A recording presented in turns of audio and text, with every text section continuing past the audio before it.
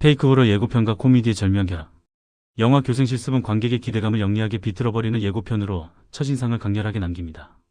예고편만 보았을 때는 영락없이 학교를 배경으로 한스산하고 괴기스러운 정통 공포 영화처럼 보입니다. 하지만 그 이면을 들여다보면 상황 자체가 주는 코믹함이 숨어 있습니다. 특히 예고편에 등장한 귀신과의 끝말잇기 장면은 이 영화의 정체성을 명확히 보여줍니다. 무서운 귀신과 생사를 건 끝말잇기를 하는 와중에 외래어를 사용했다는 이유로 귀신에게 한 대 얻어맞는 장면은 공포라는 장르적 외피를 두르고 있으나 그 본질은 비극 코미디에 있음을 짐작하게 합니다. 장르의 비틀기 공포를 덜어내고 웃음을 채우다.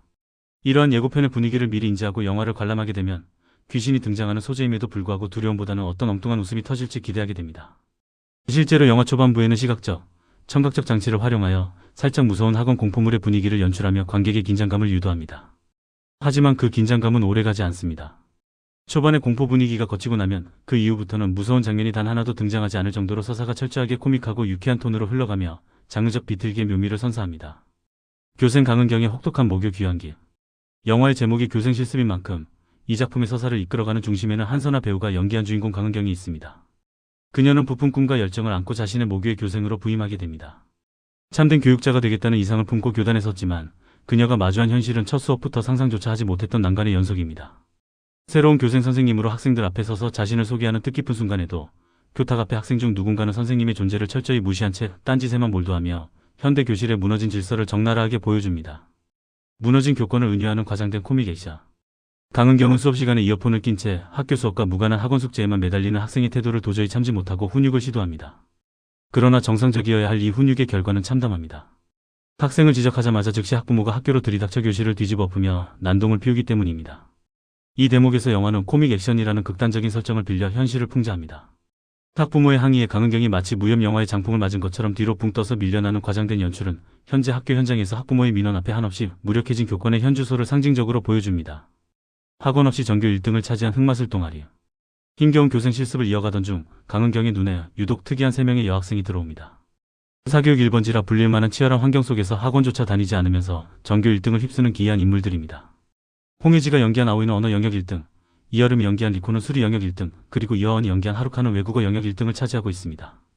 뛰어난 성적만 보면 학교의 자랑이어야 할 이들은 놀랍게도 흑마술 동아리라는 기괴한 모임을 만들어 은밀한 활동을 이어가고 있습니다. 성적 지상주의가 낳은 학교의 방관과 위선. 일반적인 상식선이라면 학교 측에서 즉각 제재를 가해야 할 불건전하고 이상한 동아리임에도 불구하고 학교는 이들의 흑마술 활동을 방조하고 내버려 둡니다.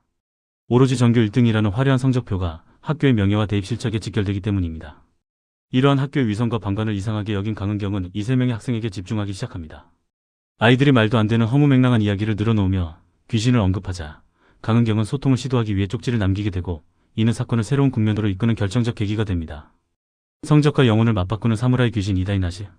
다음날 학생들은 강은경에게 충격적인 소식을 전합니다. 그녀가 남긴 쪽지를 귀신에게 전달했더니 그 귀신이 크게 화를 냈다는 것입니다. 여기서 등장하는 존재가 바로 유선호 배우가 연기한 이다이나시입니다. 그는 일본 사무라이의 원혼으로 아이들의 시험 성적을 올려주는 흑마술 동아리의 실질적인 대장 역할을 하고 있습니다. 하지만 세상에 공짜는 없는 법입니다. 이다이나시는 학생들에게 만점을 안겨주는 대신 그들의 젊음과 영혼을 갉아먹으며 자신의 존재를 유지하는 끔찍한 악기였던 것입니다. 과목별 미션을 통한 기상천외한 구출작전. 분노한 이다이나시는 동아리 부원인 하루카를 인질로 잡고 강은경이 직접 자신을 찾아와야만 학생을 풀어주겠다는 엄포를 놓습니다. 제자를 구하기 위해 강은경은 두려움을 무릅쓰고 이다이나시가 제시하는 미션을 풀며 그에게 다가갑니다. 재미있는 점은 귀신이 내는 미션들이 언어, 수리, 외국어 등 각 교과 영역의 문제들로 구성되어 있다는 것입니다. 강은경이 학생을 구하기 위해 사투를 벌이며 미션을 푸는 과정이 자연스럽게 교과목 학습으로 이어지고 실력이 향상되는 기상천외한 전개는 이 영화만의 독특한 유머 코드입니다. 과거의 폭력과 현재의 방종 사이 길 잃은 교육 현실. 영화는 겉으로는 귀신과의 코믹한 대결을 그리고 있지만 그 기저에는 붕괴된 교권과 왜곡된 교육 현실에 대한 날카로운 비판이 깔려 있습니다. 과거에는 교사들이 학생의 엉덩이에 피가 날 정도로 매질을 하며 엄청난 권력을 부당하게 휘두르던 야만의 시대가 있었습니다.